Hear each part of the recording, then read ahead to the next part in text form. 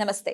Spiritual, motivation, educational వీటికి సంబంధించి interviews ఇవ్వదలుచుకున్న వాళ్ళు కింద నంబర్ కి కాంటాక్ట్ చేయండి. నమస్తే, వెల్కమ్ టు అవర్ ఛానల్. నేను పద్మిని. ప్రస్తుతంతో పాటు ప్రముఖ ఆధ్యాత్మికవేత్త, వాస్తు జ్యోతిష పండితులు, లలిత ఉపాసకులు, వాస్తు జ్యోతిష శిక్షణ నిపుణులు బ్రహ్మశ్రీ నానాజీ పట్నాయక్ గారు మనతో పాటు ఉన్నారు. మాట్లాడదాం సార్. నమస్తే సార్. శ్రీమాత్రే నమః.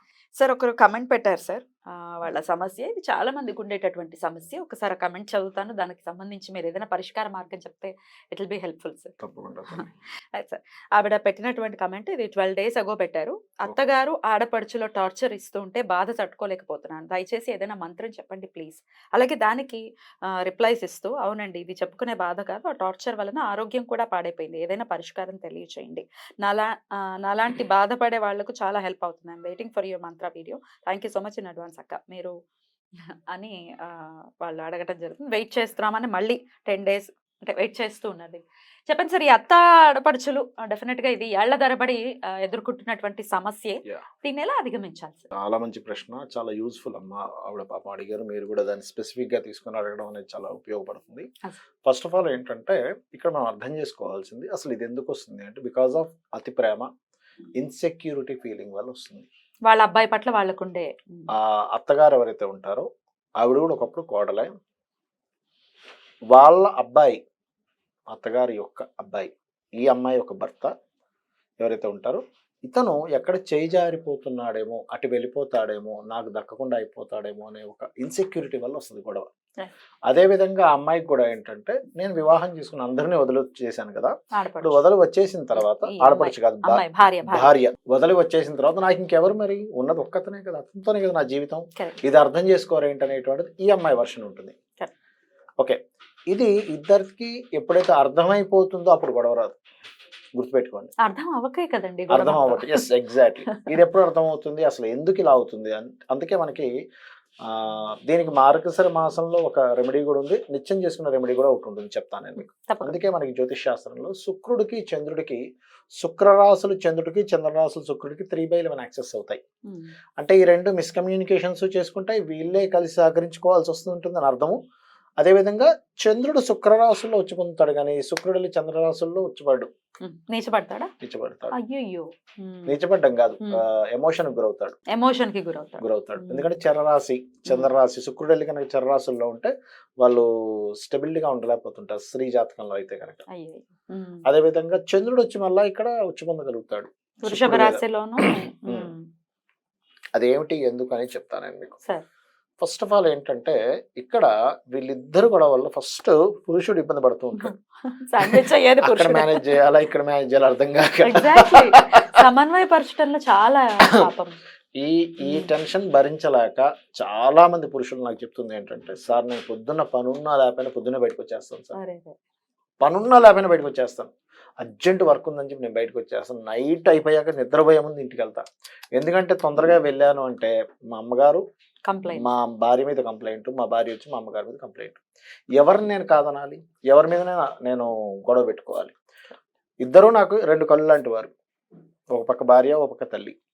అదేవిధంగా దీన్ని బాగా మేనేజ్ చేసే వాళ్ళు ఎలా మేనేజ్ చేస్తారో కూడా చెప్తాను నేను మీకు. భార్య దగ్గరికి వచ్చి నువ్వు అన్నది కరెక్టే, అది మర్చిపో అని చెప్పి అనే వాళ్ళు ఉంటారు. మళ్ళీ అక్కడ తల్లి దగ్గరికి వెళ్ళి నువ్వు కరెక్ట్ అమ్మా నాకు తెలియదాను అని చెప్పి అట్లా మేనేజ్ చేసే వాళ్ళు ఉంటారు. కానీ ఇది ఎంతకాలం ఎప్పుడో అప్పుడు ఇబ్బంది పడుతుంది, ఎందుకంటే వాళ్ళ మనసుల్లోంచి మీరు తీయట్లేదు కదా, వాళ్ళ మనసుల్లో వాళ్ళ యొక్క స్థానాలను అలాగే ఉంచి అప్పటికప్పుడు ఏదో మేనేజ్ చేస్తున్నాం కదా. ఇది ఎట్లా మార్పు వస్తుంది అసలు, ఇది ఎప్పుడు మారుతుంది ఏమిటి అనేటువంటిది అంటే ఇది ఒక పెద్ద సమస్య. డెఫినెట్లీ అత్తగారులు కూడా సార్ ఓన్ చేసుకోకపోవడం అనేది డెఫినెట్ గా ఇబ్బంది పెట్టేటటువంటి. నేను అనేది ఏంటంటే కేవలం అత్తగారి వర్షన్ నుంచే కాకుండా ఆడపిల్ల వర్షన్ నుంచి కూడా డెఫినెట్ గా ఆలోచించాలి కదా. అమ్మాయి కూడా ఓన్ చేసుకోవాలి, ఇది నా ఫ్యామిలీ, భర్త ఒక్కడే కాదు, వాళ్ళు కూడా మన వాళ్ళే. అయితే ఇదేదో పెళ్లి చేసుకోగానే వెంటనే అది అవ్వదు అంటారు. ఎందుకంటే చూడండి, మనకు ఒక సామెత ఉంది, మొక్కై వంగనది మానే వంగదు అంటారు. అంటే చిన్నప్పటి నుంచి దాన్ని ఏం చేస్తారు, సరిగ్గా వంగేలాగా చెట్టు కడతారు, పెద్ద అయిన తర్వాత మీరు కడదామంటే కుదరదు. అందుకని ఏం చేయాలంటే చిన్నప్పటి నుంచే మనం దీని గురించి చెప్పాలి పిల్లలకి. ఒకటి ఎలాగా, ఇది ఎలా మారుతాయి ఏమిటి అంటే శాస్త్రంలో అందుకే మన వాళ్ళు ఏం చెప్తారంటే చిన్నప్పటి నుంచే ఆడపిల్లకి అమ్మవారి ఆరాధన నేర్పిస్తారు. ఎందుకు అమ్మవారి ఆరాధన నేర్పించాలి చిన్నప్పటి నుంచే అంటే ఈ అమ్మాయి కోడలి పిల్లగా ఉన్నప్పుడు లేదా ఒక అత్తగారి పాత్ర పోషించినప్పుడు కూడా ఈ యొక్క భేదాభిప్రాయాలు రావు. ఎందుకు? శుక్రుడు అమ్మవారి, చంద్రుడు అమ్మవారి స్వరూపమే. శుక్రుడు ఆడపిల్ల స్వరూపంలో ఉన్న అమ్మవారు అయితే చంద్రుడు మాతృస్వరూపంలో ఉన్న అమ్మవారు. ఈ రెండిటి కలయిక కలవాలి. అందుకే మనకి నవరాత్రులు చేయడం కానీ బాలా స్వరూపాన్ని లలితా అమ్మవారిని పూజ చేయాలి. దీనికి అంటే బాల రూపంలో ఉన్న అమ్మవారిని, లలితా పరమేశ్వరి అమ్మవారిని, ఈ రెండింటిని పూజ చేయాలి. చేస్తే కనుక ఈ సమస్య అనేటువంటి తగ్గుతుంది. అయితే ఇక్కడ కేవలం పూజా సంబంధించిన విషయంలో కాకుండా మానసికంగా కానీ మెంటల్గా కానీ ఇవన్నీ కూడా మార్పులు రావాలి. ఏదో కేవలం ఒక పూజ చేయడం వల్ల వస్తుందా అంటే వస్తుంది, రాదని కాదు నేను. కాకపోతే ఈ రెండు మార్పులు కావాలి. ఓకే, ఇంకేమైనా ఉందా సార్? ఆల్టర్నేటివ్ ఉందా? రెమెడీ ఉందా సార్? ఉందండి. ఈ ఆడపడుచుల నుంచి కూడా టార్చర్ లో అనుభవిస్తూ ఆడపడుచుల నుంచి కూడా టార్చర్స్ ఉంటుంది. ఎట్లా సార్ ఆస్ట్రాలజికల్ గా దీనికి ఏమి ఉంటుంది సార్ రీజనింగ్? ఒకటేనమ్మా, స్త్రీ సహజంగానే ఎమోషన్స్, ఫుల్ ఆఫ్ ఎమోషన్స్. ఎందుకంటే భగవంతుడు స్త్రీని అలాగే క్రియేట్ చేయాలి. అలా క్రియేట్ చేయకపోతే స్త్రీ పాత్ర అక్కడ సరిగ్గా ఉండదు. ఎందుకు ఉండదు అంటే చెప్తాను చూడండి. ఆ ఎమోషన్స్ అనేవి లేవనుకోండి, ఆ సెన్సిటివ్నెస్, ఆ ఎమోషన్స్ లేవనుకోండి, పిల్లవాడు పుట్టిన తర్వాత అంత కేరింగ్ చూసుకోలేదు ఆడపిల్ల. అలా డిజైన్ చేయబడింది స్త్రీని. అలా డిజైన్ చేయబడినటువంటి స్త్రీని ఒక స్త్రీ అర్థం చేసుకోవాలి, ఒక పురుషుడు అర్థం చేసుకోవాలి. అంటే భర్తగా వచ్చిన భర్త అర్థం చేసుకోవాలి ఇద్దరు స్త్రీలని. ఇంకొక స్త్రీ అంటే అత్తగారి రూపంలోనో కోడల రూపంలో ఉన్నటువంటి ఆమె కూడా అర్థం చేసుకోవాలి. అప్పుడే అది కనెక్ట్ అవుతుంది. అర్థం చేసుకోవాలంటే ఎట్లాగా? ఏమిటి మనం అసలు ఏం నేర్పుతున్నాం పిల్లలకి? ఎమోషన్ అంటే ఇప్పుడు ఒక విషయం నేను అనేది ఏంటంటే, ఒక ఆడపిల్ల ఒక ఎదుగుదల వచ్చిందంటే మనం ఇంట్లో ఏమి నేర్పుతున్నాం ఈజ్ మోస్ట్ ఇంపార్టెంట్. మనం ఎంతసేపు ఆవిడ అట్లా చేస్తుందంటే అలా కాకుండా ఇలాగ ప్లానింగ్ చేస్తే ఇంకా బాగుంటుంది, వేరుగా వెళ్ళిపోతే బాగుంటుందని మాట్లాడుకుంటున్నారు ఇవాళ రేపు పిల్లల్లో. ఆ ఎదిగిన పిల్ల ఏమింటుంది, ఓహో వేరుగా వెళ్ళిపోతే మంచిదనమాట, ఓహో అత్తగారు ఇట్లా సాధిస్తుంది అనమాట, లేకపోతే ఓహో కోడలుగా ఇలా ఉంటుందన్నమాట, అదే మైండ్లోకి వెళ్తుంది కదా. ఎప్పుడైతే మనం నెగటివ్ని ఫీడ్ చేస్తున్నాం మనకు తెలియకుండా, ఎప్పుడైతే నెగటివ్ని ఫీడ్ చేస్తున్నామో కోడలు కూడా. ఇంకోటి ఏంటి, ఇవాళ రేపు మనకి చిన్న షార్ట్ ఫిలిమ్స్ కావచ్చు, లేకపోతే సీరియల్స్ కావచ్చు, ఇవన్నీ ఎంతసేపు ఏంటంటే ఇద్దరి మధ్యన వైరం ఉండే కోణమే చూపిస్తున్నారు కానీ కలిసి ఉన్న కోణం ఎక్కడ చూపిస్తున్నారు సమాజంలో? కలిసి ఉండే కోణాన్ని చూపిస్తే కలిసి ఉన్నటువంటి మనకి ఆ యొక్క కనీసం ఆ ఆలోచనలైనా వస్తుంటాయి కదా. అసలు అది అంత బాధ్యతాయుతంగా ఎవడున్నాడు?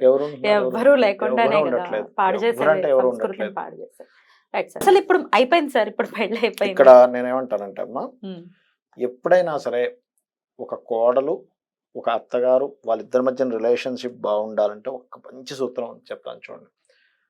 కోడలు ఇంట్లో ఉన్నప్పుడు ఎవరైనా బయట వాళ్ళు వచ్చినప్పుడు కోడలు గురించి ఒక 2 మాటలు మంచి చెప్పాలి. ఆవిడ ముందే మా కోడలు చక్కగా చేస్తుందండి, చాలు, మీరు ఏమి చేయక్కర్లే, నా మీద ఒక మంచి అభిప్రాయం ఉందని చెప్పి కోడలుకు ఉంటుంది. అదే కోడలు అత్తగారి ముందే అత్తగారి కోసం 2 మాటలు మంచి అవి జరగవు సార్. జరిగితే బాగుపడతాయంటారు. బాగుపడాలనేది అసలు ఆ థాట్ ప్రాసెస్ లేదు. అత్తగారు అలా చెప్తారు అని అంటే ఆవిడ నిజంగా దేవతే. ఎందుకంటే అట్లాంటి దేవతలు ఎంతమంది ఉన్నారో మీరు కూడా చూస్తున్నారు కదా. ఎందుకంటే ఈ ఫార్ములా నాట్ ఓన్లీ అత్తకోడలు భార్యాభర్తల మధ్య కూడా పనిచేస్తుంది. ఎందుకంటే భార్య ముందు గనక వేరే వాళ్ళకి గనక మా ఆవిడ ఇంత మంచిది అండి, చక్కగా నాకు అన్ని చూసుకున్నాం, చాలా ఇంకేం అక్కర్లేదు. Appreciation is most important. ఇక్కడ ప్రాబ్లం వస్తుంది, ఎప్రిషియేషన్ ప్రాబ్లమే అంటాను. ఎందుకంటే నేను కొంతమంది ఇళ్లలో నేను చూశాను, కోడలు మొత్తం తయారు చేసి పెడుతుంది, అత్తగారు వచ్చారు నేను నీకోసం వండాను అని చెప్పి రోజు చూశాను. అదేవిధంగా అత్తగారు మొత్తం వండుతుంటే ఏమంటే నేను మీకోసం వండానని చెప్పిన కోడలు నేను చూశాను. అసలు ఎట్లా ఉంటుంది అక్కడ ఉన్న వ్యక్తికి? చాలా కోపం. ఏమిటిది, నేను మొత్తం వంట వండితే వాళ్ళు క్రెడిట్ తీసేసుకుంటారా? బయట వాడికి సిల్లిగా అనిపిస్తుంది కానీ కష్టపడ్డ వాడికి తెలుస్తుంది ఆ బాధ ఏంటో. రైట్. అంటే ఏంటంటే మరి ఇప్పుడున్న సమాజం మారదు. ఇప్పుడు మనం అనుకున్నంత సింపుల్ కాదు. మీరు ఏదైతే ఉన్నారో అప్రిషియేషన్, ఇది ఒకరి ముందు ఒకరికి చెప్పడం కాని పనులు, ప్రాక్టికల్ గా మాట్లాడుకుందాం. ఇది అవ్వదు. మరి ఇప్పుడు ఎట్లా, ఏం చేయాలి? ఏం చేయాలంటే ఏం చేస్తున్నారు జనాలు, ఇలా కాదు నేను వేరు కాపురం పెట్టేస్తున్నారు. కానీ వేరు కాపురం పెట్టేసిన తర్వాత కూడా మళ్ళీ ఎప్పుడో ఒకసారి వీళ్ళ అవసరాలు పడుతుంటాయి, పెద్దవాళ్ళ అవసరాలు పడుతుంటాయి. పిల్లలు పుట్టినప్పుడనో లేకపోతే ఇంకో రోజు అవసరం పడుతుంది. అప్పుడు మరి ఎట్లా మొహం చూపించుకుంటారు? అందుకే చిన్నప్పటి నుంచి కూడా లలిత అమ్మవారి ఉపాసన కనుక చేస్తే ఇట్లాంటివి రావు. Right. గుర్తుపెట్టుకోండి ఒకటి. రెండవది ఏంటంటే అమ్మ గుర్తుపెట్టుకోండి, ఎప్పుడూ కూడా వాయువ్యం పాడకూడదు ఇంట్లో. ఇంట్లో వాయువ్యం పాడైనా మనస్పర్ధలు పెరుగుతాయి, ఆగ్నేయం పాడైనా మనస్పర్ధలు పెరుగుతాయి. Okay. నేను అంటే చాలా చిల్డ్రన్స్ ఇళ్ళలో బెడ్రూమ్ ఉంటుంది జనరల్ గా అయితే. చిల్డ్రన్స్ బెడ్రూమ్ ఉంటుంది. ఆ. ఆ చిల్డ్రన్స్ బెడ్రూమ్ పాడవకూడదు. కంపస్ లో చూసుకోవాలంటే ఇంగ్లీష్ లో ఏమొస్తుంది సార్ అది ఆ వాయువ్యం ప్లేస్? వాయువ్యం నార్త్ వెస్ట్ వస్తుంది. నార్త్ వెస్ట్ ఇస్ వాయువ్యం. అది వాయువ్యం. చూసుకోవాలి. పాడవడం అంటే ఏంటి సార్? పాడవడం అంటే పెరగడం కానీ తరగడం కానీ అక్కడ కొన్ని పెట్టకూడని వస్తువులు పెడుతుంటారు. అంటే అట్లాంటివి పాడైపోయిన వస్తువు పెట్టడం. ఎందుకు పాడైపోయిన వస్తువులు పెట్టకూడదు అంటే వాయువ్యం అనేటువంటిది మన స్థానం, చంద్రుడు అధిపతి దానికి. మనం చంద్రుడు అధిపతి ఉన్న ప్రదేశంలో పనికిరాని వస్తువులన్నీ వేసాం. మనకేమవుతుంది, మన మైండ్లో పనికిరాని విషయాలన్నీ స్టోర్ అవుతాయి. అక్కడ తీసేసామనుకోండి పనికిరాని వస్తువులు, చెత్త అంతా పోతుంది మైండ్లోకి. ఈ గొడవలు ఎందుకు వస్తాయి అంటే అనవసరమైన చెత్త అంతా మైండ్లో ఉండడం వల్ల ఆ మైండ్లో ఉన్న చెత్త యొక్క ఎమోషన్ బయటకు వస్తూ రాని మాటలు బయటకు వచ్చేలా చేస్తుంది. అనకూడని మాటలు, రాని మాటలు, వీళ్ళు చెయ్యనటువంటి పనులు చేసే లాంటి మాటలు. ఒక మాట అన్నావు, మీ పని మేము చూస్తూ ఉంటాం నేను అన్నావు, అయిపోయింది. అవతల వ్యక్తి చూసుకుంటా అన్నారు అంటే ఏమిటి, ఏం చేస్తుంది, టీ తాగేటప్పుడు ఏమైనా విషయం కలుపుతుందా అంటే చెప్పక్కర్లా, వీళ్ళ థాట్స్ చాలు. వాళ్ళు ఏదో ఎమోషన్లు అంటారు ఒక మాట, అమ్మో ఏమిటి ఇప్పుడు పరిస్థితి. ఇంకా అక్కడి నుంచి ఏమవుతుందంటే ఆ థాట్ ఎక్కడికి వెళ్ళిపోతుంది అంటే ఒకరికొకరు చంపుకునేదాకా వెళ్ళిపోతుంది. సో వాయువ్యం పాడవకూడదు. వాయువ్యం పాడకూడదు. చిందరవందరగా ఉండడం, చెత్తగా ఉండడం అవ్వకూడదు. రెండవది, అత్తా కోడలకు మెయిన్ గా గొడవలు రావడానికి కారణం మంచం మీద పిచ్చి పిచ్చి వస్తువులన్నీ పెట్టడం. అంటే విలువైన వస్తువులు మంచం మీద పెట్టడం. బంగారము, పసుపు కుంకుమ, ధనము, ఖరీదైన వస్తువులు, తిండి పదార్థాలు చాలా మంది తెలియక మంచం మీద కూర్చొని తింటారు. రోగగ్రస్తం అవుతుంది చెప్తుంది శాస్త్రం. అందుకని పొరపాటును కూడా పెట్టకూడదు, పెట్టుకోండి. ముఖ్యంగా ఏంటంటే మనకి శాస్త్రంలో చెప్పినటువంటిది, రాత్రిపూట గనక లలితా అమ్మవారి యొక్క సహస్రనామాలు చేస్తే ఇల్లు ప్రశాంతంగా ఉంటుంది. ఎందుకంటే అమ్మా, ఎందుకు గొడవలు పెట్టుకోకూడదు అంటే లక్ష్మీదేవి ఉండదట. మనకి శాస్త్రంలో ఉంది. లక్ష్మీదేవి ఎక్కడ ఉండదంటే ఇంట్లో గొడవలు పెట్టుకునేది నేను ఉండను అన్నది. అంటే మీరు అనొచ్చు, ఏమంటే ఇంట్లో గొడవలు పెట్టుకుంటే లక్షలు సంపాదిస్తున్నారు. లక్షలు సంపాదించేది లక్ష్మి కాదు, అది కేవలం డబ్బు మాత్రమే. అది ఒక రూపంలో ఉన్న లక్ష్మి నువ్వు పూర్వజన్మలో చేసిన పుణ్యం వల్ల వస్తుంది. కానీ ఇలా గొడవలు పెట్టుకున్నప్పుడు లక్ష్మి వెళ్ళిపోతే అనారోగ్యాలు, మనశ్శాంతి లేకపోవడం, సొసైటీలో మీకంటే ఒక వాల్యూ లేకపోవడం, ఇటువంటివన్నీ కూడా జరుగుతాయి. సో సాయంత్రం పూట సహస్రనామం, లలితా సహస్రనామాలు చదవాలి. ఈ సమస్యల నుంచి ఒకటేంటంటే, నాకు కూడా ఒక అత్తగారు, నాకు కూడా నేను కోడలుగా వచ్చినప్పుడు సేమ్ ఎమోషన్ నాకు కూడా ఉండేది కదా అని ఒక గుర్తు తెచ్చుకుంటూ, అదే కోడలు నేను ఒక అత్తగారిని అవుతాను కదా, అప్పుడు కూడా నాకు సేమ్ ఎమోషన్ ఉంటుంది కదా అనేటువంటి ఒక భావన అర్థం చేసుకుంటే ఈ సమస్య తీరుతుంది. అది ఎవరికి వాళ్ళు రియలైజ్ అవ్వాల్సిన విషయం.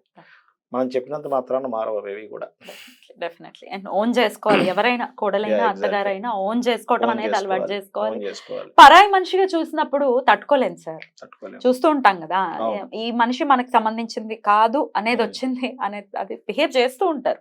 సో అది తట్టుకోలేము, దాన్ని సమన్వయం పరుచుకుంటూ ముందుకు వెళ్ళాలి. End of the day right sir. Definite గా లలితమ్మే కాపాడాలి ఇట్లాంటి పరిస్థితుల నుంచి. కాబట్టి మనకు పెట్టినటువంటి కమెంట్స్ మొత్తం సహస్రనామం ఎన్నాళ్ళు చేయమంటారు సార్ ఇలాగా? ఫస్ట్ ఆఫ్ ఆల్ ఏంటంటే అమ్మా, ఏదైనా సరే గుర్తుపెట్టుకోండి, 41 రోజులు. కానీ స్త్రీలకు కొంచెం ఇబ్బంది వస్తుంది కాబట్టి 21 రోజులు 2 సార్లు చేస్తే మార్పు అనేటువంటిది వస్తుంది.